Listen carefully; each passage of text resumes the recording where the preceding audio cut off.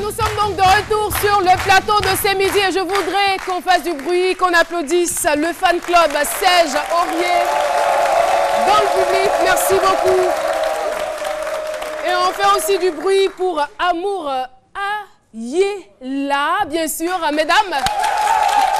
En fait, le truc, c'est que j'ai failli dire Ayala, mais c'est plutôt Ayela. Merci en tout cas d'être là. Vous êtes très bien habillés, j'adore. Et on salue aussi l'Union nationale des managers culturels de Côte d'Ivoire, l'UNAMASI. L'UNMASI, c'est bien cela. Et c'est à droite, l'UNMASI. Voilà.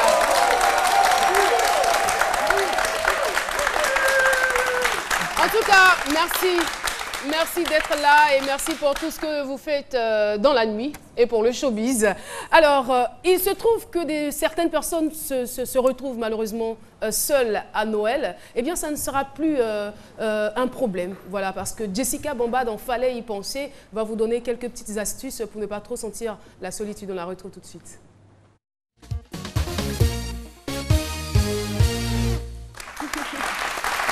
Oui, Jess. Alors là, pour commencer, j'ai envie de poser une question à Jean-Michel. Qu'est-ce que tu as prévu de faire à Noël? J'y ai pas encore réfléchi, surtout que ça a été beaucoup de travail. Mais il y a une chose qui est sûre, c'est que je vais retrouver mes potes et la famille pour partager les choses. Donc c'est vraiment ça l'esprit de Noël. Malheureusement, il existe des personnes, oui, qui fêtent Noël tout seules. Des personnes qui sont toutes seules chez elles à la maison. Des sans famille. Alors que faire? Oui, des personnes qui sont sans famille, effectivement. Des personnes qui sont célibataires, des personnes qui sont à l'étranger, donc qui se retrouvent toutes seules, qui ne connaissent peut-être personne ou qui n'ont pas envie de se retrouver avec des gens. Et en règle générale, à Noël, lorsqu'on est seul, évidemment, on déprime parce que tout le monde est en famille et vous êtes tout seul. Alors, qu'est-ce que vous pouvez faire lorsque vous êtes seul à Noël? L'idée aujourd'hui, c'est de bannir toute idée de déprime. Donc, vous pouvez décorer votre maison, vous occuper de vous, monter le sapin. Évidemment, ce n'est pas parce que vous êtes seul que vous n'avez pas le droit d'avoir une ambiance festive chez vous. Confectionner d'adorables petits cadeaux ou alors vous offrir un petit week-end. Bref, si vous êtes seul, il y a énormément d'options qui sont offertes. Alors, la première chose à faire, vous pouvez poster un petit message sur les réseaux sociaux parce que contrairement à ce que vous pensez, il y a énormément de personnes qui se retrouvent seules à Noël. Donc pourquoi pas organiser une petite soirée entre personnes seules, hein? Ça c'est possible. Voilà. Deuxième chose, vous pouvez décider de vous chouchouter. Alors on décide que Noël c'est le jour où on est seul, on a du temps, où officiellement personne ne travaille. Vous avez cette chance-là d'être seul, d'avoir rien à faire. Alors pourquoi pas vous offrir un petit massage, un petit spa. Lui-même se masser? Non, vous pouvez aller dans un spa par exemple, vous faire masser, vous faire un petit soin de visage, pédicure, manicure, pourquoi pas vous faire coiffer, vous chouchouter, en tout cas prendre soin de vous, c'est très important.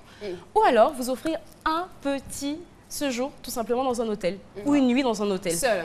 Seul, D'accord. bien sûr. L'avantage, c'est de vous dire que de toutes les manières, au réveil, vous allez avoir un petit déjeuner au lit. Voilà, parce que vous avez le room service. Vous profitez voilà, vous cassez votre tirelire, vous profitez de ce jour-là, vous êtes seul. Vous avez une petite coupe de champagne, pourquoi pas, moi j'aime bien. Vous vous retrouvez tout seul, il n'y a personne pour vous embêter. Vous mettez un film rigolo, vous fendez la poire et vous buvez votre champagne. Le matin, petit room service, un petit déjeuner bien copieux. Puis voilà, la fête est terminée, la vie continue. Voilà. Et encore, ce que vous pouvez faire, vous pouvez offrir votre Noël. Vous pouvez offrir votre Noël à des personnes qui sont démunies. Vous pouvez aller dans un orphelinat, passer Noël avec des enfants qui sont orphelins, qui n'ont pas de parents, qui vont également fêter seuls. Donc vous retrouvez tout simplement à offrir un peu d'amour. C'est très important. Ou dernière chose, Caroline, qui pour moi est le must, aller à la messe. C'est cool. Par exemple. Non, aller à la messe, c'est très très important parce que vous avez tout le monde et c'est festif. Vous faites la fête, vous rigolez avec des gens que vous ne connaissez pas forcément. Vous dansez, mais vraiment comme une malade. Vous êtes tellement épuisé lorsque vous rentrez que franchement, vous n'avez pas autre chose à faire que dormir. Voilà. Ou encore, vous prenez un instrument de musique ou votre guitare et vous chantez « Je suis seule avec ma guitare ». Par exemple, voilà. Pour vous faire un petit Big cadeau, up à Noël tout simplement, vous achetez un petit cadeau, vous emballez, vous savez très bien ce qu'il y a dedans, de toute façon c'est pas grave. Vous le mettez au pied de votre sapin que vous aurez préalablement décoré. L'idée en fait c'est d'être dans l'esprit de Noël. L'idée de la déprime est absolument à bannir. Ou sinon comme Philo le disait, tu mets les jeux de lumière, tu mets la musique, tu gâches. Tu danses même. Mais c'est la preuve qu'il n'est pas bon d'être seul, hein, mais seul d'être bon. Parce que, avec tout ce qui était énuméré là, aller à la plage, c'est des gens qui sont là-bas, se fait chouchouter, massage, c'est quelqu'un qui vient te masser. Tu peux pas, on peut jamais vu ça. Réseaux sociaux, Facebook, c'est des gens qui sont là-bas. Justement, c'est l'idée de ne pas se retrouver enfermé dans sa chambre. Pourquoi être seul même? Toi, tu as comment? Puis tu es seul. Voilà, vous devez expérimenter ça parce que je sais qu'il y a énormément de personnes qui vont se retrouver toutes seules. Voilà. On te remercie beaucoup. Jessica Bamba, voilà. Ne vous faites pas de mauvais sang s'il n'y a personne autour de vous, s'il n'y a personne à côté de vous le jour de la fête de Noël. Eh bien, nous ne sommes pas seuls sur ce plateau, d'autant plus que nous allons recevoir quelqu'un, un invité surprise. Je vais vous demander de l'applaudir très fort. Il est journaliste, directeur des programmes et rédacteur en chef d'une radio commerciale très célèbre. Cheikh Ivan est avec nous. Cheikh Ivan qui nous rejoint donc sur le plateau. C'est cette voix que vous entendez. Et c'est ce visage aussi que vous voyez sur une chaîne, mais ce n'est pas notre chaîne, donc on ne va pas la citer. En tout cas, bienvenue. Merci. Sur notre plateau. Il est aussi écrivain. Il est aussi écrivain. Parce que quand Cheikh Ivan, son chocolat, il comprend rien. Écoutez la musique en attendant. On va réduire un peu alors. Non, mais tu vas comprendre. D'accord. Alors, on va se réconcilier piant. C'est donc... Là, c'est lui qui choquant, en fait. Sinon, on va se réconcilier piant. Voilà, on va se réconcilier piant. Donc, après la première œuvre, Regard, Cheikh Ivan a certainement regardé, observé, et il a décidé qu'on se réconcilie piant. Moi, c'est le piant qui me tue, quoi.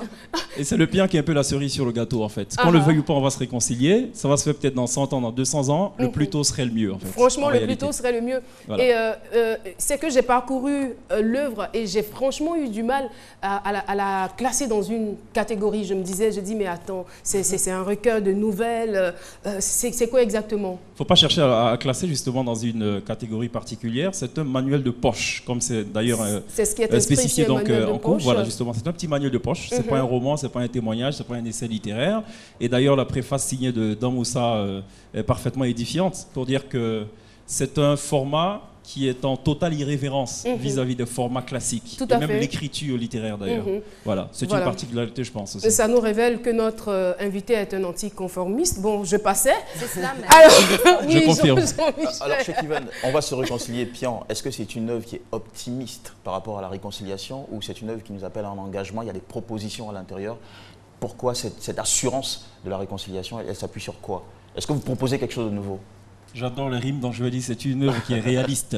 D'accord. Justement, oui, parce que en fait, je pars d'un constat, c'est que toute ethnie qui considère qu'elle est supérieure à une autre se gourre totalement sur la ligne. Tout à fait. Alors, on va penser, c'est faux de penser que le Djoula est supérieur au BT, c'est faux de penser que le BT est supérieur au Baoulé, non.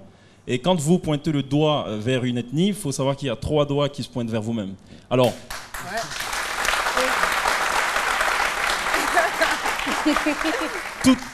Toutes les ethnies sont égales, il faut le savoir. Alors, il y a des préjugés vis-à-vis de certaines ethnies. Moi, je vous rencontre pour la première fois, et puis on a une altercation. Quand vous tournez le dos, je demande à Caroline, comment il s'appelle? Et puis j'entends Digwe, ah c'est un BT, bon lui il n'aime pas l'arabe de toutes les façons, donc c'est même pas la peine. Mais il faut savoir que toutes les ethnies vis-à-vis des autres ethnies ont justement ces appréhensions. Mais ce n'est pas un problème en réalité. Les Ivoiriens sont habitués à cela. La preuve, on dit comment il est habillé, on dirait un moussi. Ou bien il est habillé comme il se nous faut. Mais ce n'est pas un problème. C'est des alliances, c'est des accords non écrits entre les différentes ethnies. Ça n'a jamais vraiment posé problème. Il a fallu que la politique, à un moment donné, s'immisce de façon négative pour qu'on chavire, pour que le navire chavire.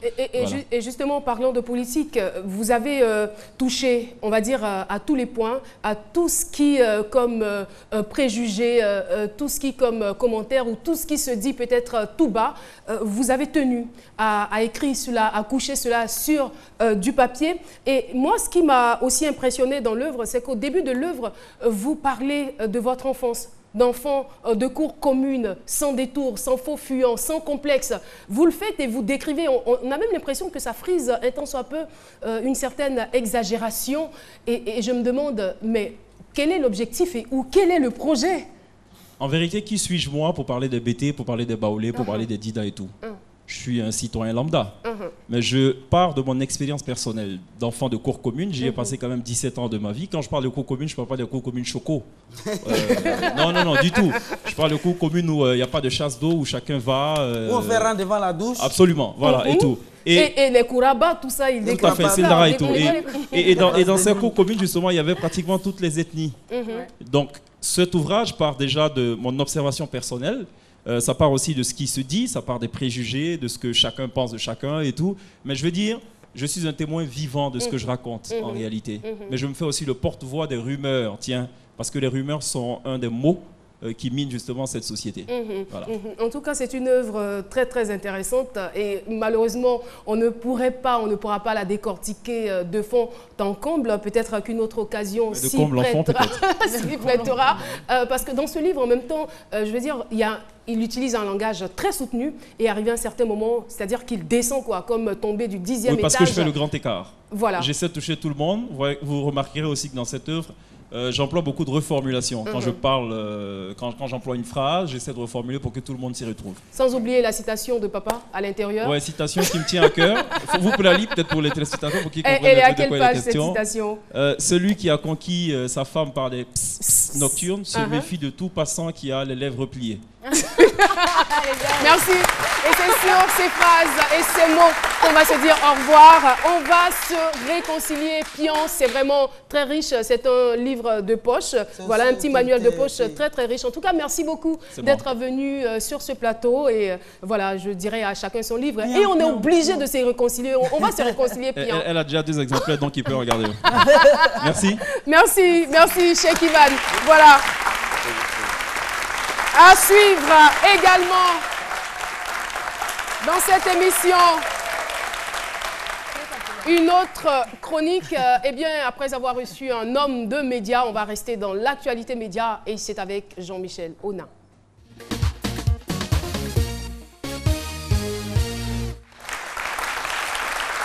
Alors, tout d'abord, un événement lié à l'univers des médias, ce sont les 44e assises de la presse francophone. C'était du 25 au 29 novembre à Lomé au Togo avec 300 participants, des journalistes venus de 39 pays francophones, sous le thème « La place des femmes dans les médias francophones ». D'ailleurs, il y a combien de femmes dans l'équipe en ce moment? Il y a tout ça. Ok. Alors, ils ont réfléchi pendant 4 jours sur l'influence éditoriale des femmes, le pouvoir médiatique des femmes, l'image de la femme véhiculée dans les médias. Et ce qu'on peut retenir, c'est que, mesdames, il faut aller jusqu'au bout de vos ambitions. Il faut surtout tout faire pour sortir des stéréotypes. Et puis, c'est ce qui découle aussi de ces réflexions. Tout faire pour sortir des stéréotypes de femmes objets, de femmes séductrices.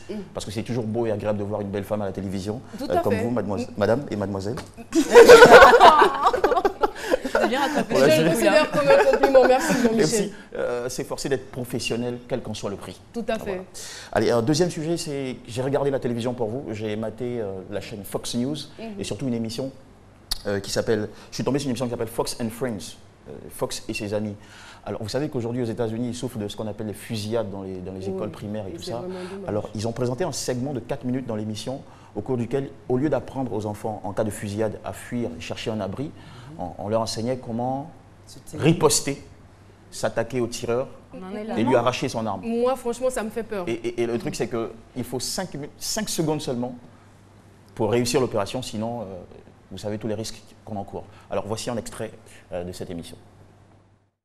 I have a gun here, and if I was an active shooter and there was a wall or something and I'm pointing the gun at someone, and Seppi is going to disarm me. Okay, and that's coming from behind. That's coming from behind. So what happens is if you're hidden in a doorway and the gunman is searching, he's searching, as soon as he comes and he has his weapon out, we're going to attack the weapon immediately and start to attack the gunman and attacking the person. Right? And this is how we teach the kids in the school. Alors, moi, franchement, je le disais à l'instant, ça me fait peur. Je pense qu'il est préférable quand même de se mettre à l'abri, oui. Sauf si on n'a pas le choix, si on a le dos au mur. Voilà, on est attaqué. Franchement, il faut chercher à se cacher. Parce que là, imagine, une balle part. Ouais, c'est des risques. C'est tout. Ou bien apprendre aux enfants des versets bibliques ou coraniques aussi. Voilà, c'était ça. Mais aussi, oui, mais bien sûr, ça peut marcher. Mais c'est pas tout des terroristes qui attaquent. On dit le Pérou dit longtemps. Celui-là, c'est un professeur de Krav Maga. Voilà, pour la précision. On va apprendre aux enfants à courir. D'accord, Jean-Michel. On va évoquer maintenant un film, Les enfants de Fouette-Boigny. C'est un film qui retrace l'histoire de ceux qu'on appelle les loubards, les igéis. Vous savez que les igéis, c'est aussi un état d'esprit, une philosophie, une manière de vivre.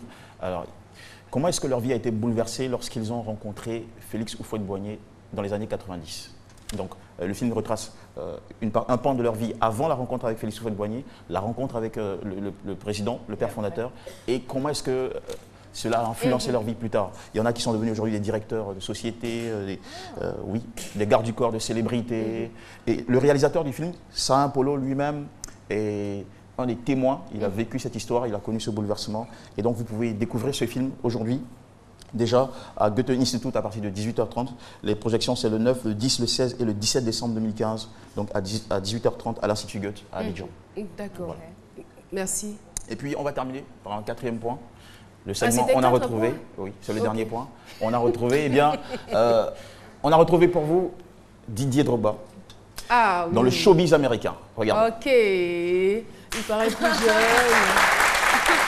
Alors, Didier Drogba ressemble ici étrangement à un rappeur américain qui s'appelle A$AP Rocky. Non, c'est le rappeur américain qui ressemble à Didier Drogba, oui. Parce que Didier, c'est une légende. D'accord, comme tu veux. En tout cas, on a même l'impression que c'est soit Didier Drogba jeune ou tout peut-être à son fait. fils. Là, tu as bien raison. Voilà. Tu as bien raison. Donc, A$AP Rocky. Il a de la chance. Merci beaucoup, Jean-Michel.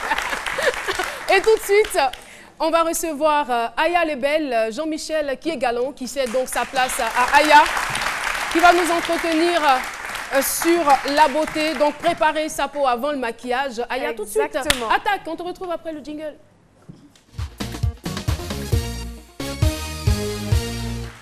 Philo, mon assistant, je vais avoir besoin de toi. Est-ce que tu me permets, Caroline, de prendre une dame dans le public? Bien évidemment. Voilà, je vais me diriger vers vous. Donc on applaudit, comment vous vous appelez? Et non, voilà, et non. Alors mesdames, on se demande toujours, oui, il faut se maquiller, mais le but, l'objectif quand on se maquille, c'est d'avoir un beau résultat et surtout que ça dure assez longtemps. Pour ça, ça va être simple, il va falloir préparer la peau. C'est pas Philo qui la maquille. Non, mais Philo, c'est l'assistant. Philo, c'est l'assistant. Oui, mais l'assistant, tu écoutes ce qu'elle dit. Voilà, effectivement. Alors Philo, est-ce que tu peux me donner les cotons, s'il te plaît? On va commencer par nettoyer la peau. Pour nettoyer la peau, on va prendre une solution assainissante, non astringente, qui va enlever toute impureté sur le visage et qui va permettre à votre peau d'être fraîche et propre. Une solution non astringente. C'est-à-dire sans acide, qui ne va pas agresser la peau, qui ne va pas vous blesser, c'est-à-dire sans alcool. Pour les questions, adressez-vous à l'assistant. Voilà, donc on va passer en fait le coton sur le visage et sur les zones qui vont avoir tendance à créer du sébum, c'est-à-dire sur le nez, bien nettoyer le nez, le menton, au-dessus de la bouche, également les joues. Enfin, on nettoie tout le visage, mais on va insister bien sur les zones où il y a énormément de graisse. Voilà, on sent qu'il y a un petit résidu d'eau sur le visage qui va être hydratant. On va le laisser sécher à l'air. Ça va vraiment permettre à votre peau d'être rafraîchie avant de poser le maquillage sur le visage. Quand ça c'est fait, on ne va pas aller directement poser sur le visage le maquillage parce qu'il va y avoir des produits chimiques dedans qui peuvent vous donner des boutons. Donc si vous avez tendance à avoir des boutons quand vous posez votre maquillage, c'est que vous n'appliquez pas une base. Une base, qu'est-ce que ça va être? Ça va être une crème. Philo, crème s'il te plaît. Crème. Merci Philo. Donc voilà, donc on va appliquer cette crème sur tout le visage. Généralement, on dit qu'il faut appliquer une base de maquillage. On pense qu'il faut acheter des bases de maquillage en grand magasin spécialement pour le maquillage. Non, une simple crème matifiante bien appliquée sur le visage va vous permettre d'avoir un fini et une durée de maquillage, une longévité de votre maquillage beaucoup plus importante. Donc on va appliquer cette crème comme ceci sur le visage. On peut masser, ça peut faire du bien. La peau va avoir naturellement une brillance, la peau va être naturellement illuminée. Merci mon assistant. Voilà. D'accord. Donc voilà. On va essayer d'aller un peu plus vite. Et donc c'est ça, voilà. Oui. Donc votre peau, ça y est préparée pour votre maquillage. Vous avez une bonne base. Et là, il va falloir attendre combien de temps avant d'appliquer le maquillage? Alors, vous pouvez poser directement le maquillage. Vous allez avoir déjà la peau qui est préparée, justement. Si vous avez de l'excès de crème, vous allez tout simplement tapoter avec un Kleenex pour enlever l'excès de brillance et l'excès de crème. Et votre peau va être préparée. Vous allez avoir un maquillage qui va durer plus longtemps et une peau qui va rester en bonne santé sous votre maquillage. Merci beaucoup. Voilà. Merci Aya. Et sur ce, nous partons pour une autre page publicitaire. À tout de suite. Agence Influence et Technician présente Kiff No Beat en concert live le 20 décembre à l'Eden Golf Hotel, 16h. Kiff No Beat, gâteau cœur. Destin, Franco, Collez la petite. Collez, collez, collez, collez. Collez Ticket 15 000, 10 000, 5 000. Infoline 43 03 03 03. Kiff No Beat, le concert, sa musée non. Move, no limit. Et oui, on est là. Et Nadiani s'est installée. Nadi, avec toi, on écoute la musique sans déranger. Bien sûr, bien sûr. Tout de suite.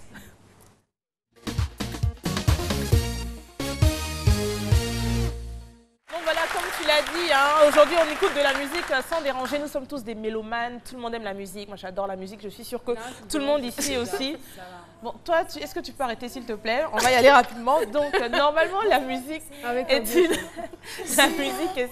Philo, arrête s'il te plaît. Et quand il faut s'asseoir, c'est les vieilles chansons là.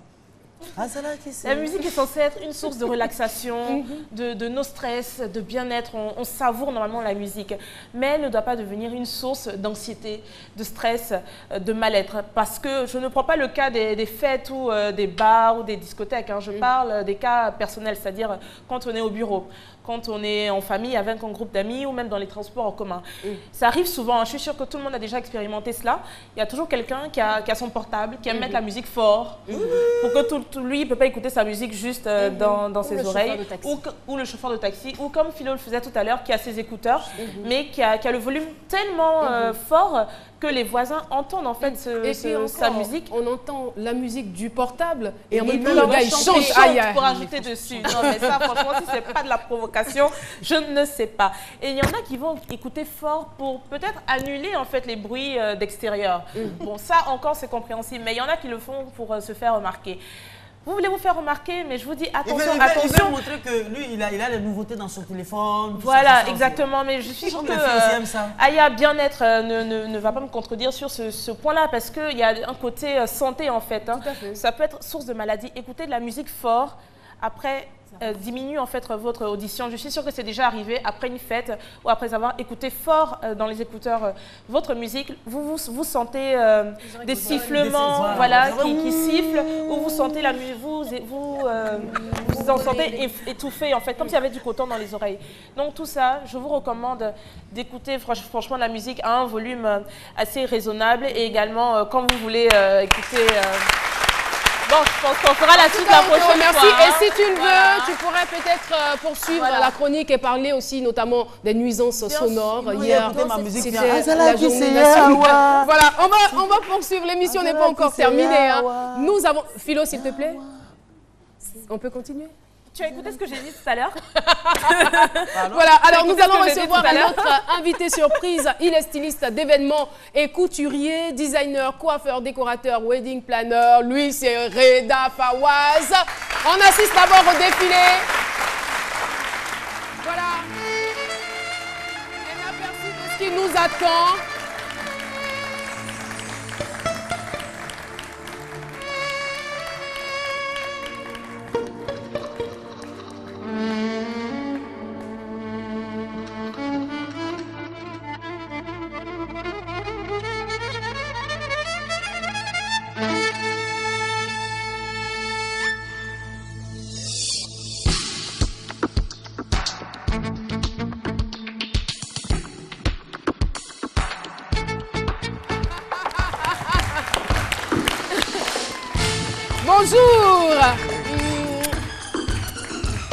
Bonjour. Bienvenue. On fait du bruit pour Reda Fawaz qui nous a rejoint. Merci. Voilà, donc nous avons eu le privilège d'avoir cet aperçu du défilé qui nous attend à votre événement, du rêve à la réalité. Oui, ça sera un rêve vraiment du rêve à la réalité. Et moi je veux savoir en quoi est-ce qu'il est important de rêver? Alors, et est-ce qu'il est permis à tout le monde? Non, il est permis en fait, oui, à tout le monde de rêver en fait sur ses ambitions. Mais ce qui est important en fait, quand on est artiste, il faut d'aller tout simplement d'un rêve et du courage et pour avoir la réalité. Alors, qu'est-ce qui va se passer ce jour-là? Je vois déjà 75 modèles, c'est quand même beaucoup, c'est énorme. C'est une première. Exactement, oui, on a 75 quand même modèles, et 75 mannequins en fait qui vont faire un seul passage. Et ça va être dans un spectacle féerique et un spectacle de rêve, voilà. C'est moi le styliste en fait qui offre un plateau un plateau de shows et d'événements du rêve à la réalité. Un rêve qui deviendra réalité pour ceux qui auront le privilège de se déplacer ce jour-là, n'est-ce pas? Oui, et exactement. La date retenue, c'est laquelle? Alors c'est le 11, vendredi 11 à partir de 18 h. On y sera. Oui, bien sûr, il y a les cartes d'invitation. Bien sûr. Voilà, il y a les cartes. Merci. Merci. Et vous connaissant, c'est sûr que ce serait une soirée féerique. Merci beaucoup, Reda. Merci à tous ces beaux mannequins qui sont venus sur le plateau. Alors là, je vous adore. Merci beaucoup. Merci. À bientôt. À bientôt. Reda. Alors, nous avons pratiquement terminé. Merci pour les cartons d'invitation encore. Nous avons terminé rapidement. Appelons tout de suite Delmas des Mousseurs et aussi Soumangourou Kanté qui rapidement vont nous donner le programme. Voilà. Rapidement, ils vont nous donner le programme. Bonjour. Et vraiment, toutes nos condoléances. Rapprochez-vous de moi. Très, très serré d'ailleurs. S'il vous plaît, toutes nos condoléances. Merci, merci. On veut connaître le programme. Déjà, le lieu 11 décembre au stade de la DB en Grès. Je vous écoute. Oui, effectivement, le 11 décembre, c'est la grande veillée artistique. Hommage à notre frère, membre du groupe Les Mousseurs, Guizot La Multiprise. Donc, c'est pour ce vendredi à 11 h. À partir de 20 h, voilà, vendredi 11 à partir de 20 h au stade de la Gibi.